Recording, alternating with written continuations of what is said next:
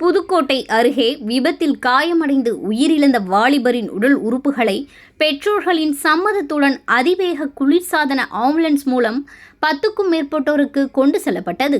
புதுக்கோட்டை மாவட்டம் மணல்மேல்குடி இடையாத்தி மங்கலத்தை சேர்ந்த முத்துப்பாண்டியன் என்ற வாலிபர்.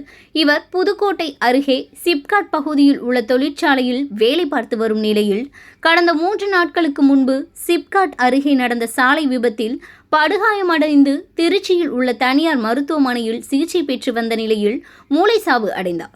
இந்நிலையில் பெற்றோர்களின் சம்மதத்துடன் புதுக்கோட்டை அரசு மருத்துவமனைக்கு முத்துப்பாண்டியனின் உடலை அனுமதிக்கப்பட்டு உடல் முழு உறுப்பு தானங்களையும் திருச்சி, சென்னை, மதுரை ஆகிய பல்வேறு இடங்களுக்கு அதிவேக குளிர்சாதன ஆம்புலன்ஸ் மூலம் 10க்கும் மேற்பட்டவர்கள் பயனடையும் வகையில் எடுத்து செல்லப்பட்டனர். எனவே விபத்தில் மூளைச்சாவு அடைந்து இறந்து போன முத்துப்பாண்டியனின் 2 சகோதரிகளுக்கும் திருமணம் முடிந்த நிலையில் இவர் மட்டும்தான் தனது ஏழ்மையான குடும்பத்தை தற்காத்து வந்த நிலையில் இறந்துள்ளார். எனவே தமிழக அரசு இவர்களது குடும்பத்திற்கு அனைத்து உதவிகளையும் செய்ய வேண்டும் என பொதுமக்கள் சார்பில் கேட்டுக்கொண்டுள்ளனர்.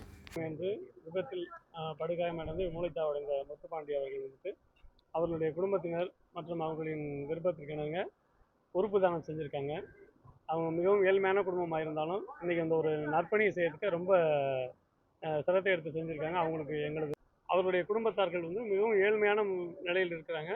அவங்களுக்கு இந்த அரசாங்கம் உதவ முன் இந்த உடல் உறுப்பு தானம் செய்கிறவங்களை ஊக்குவிப்பதற்கான வழிமுறைகளை மேற்கொள்ள வேண்டுங்கிறத இந்த தருணத்தில் கேட்டுக்கொள்கிறோம். என்னோட பேர்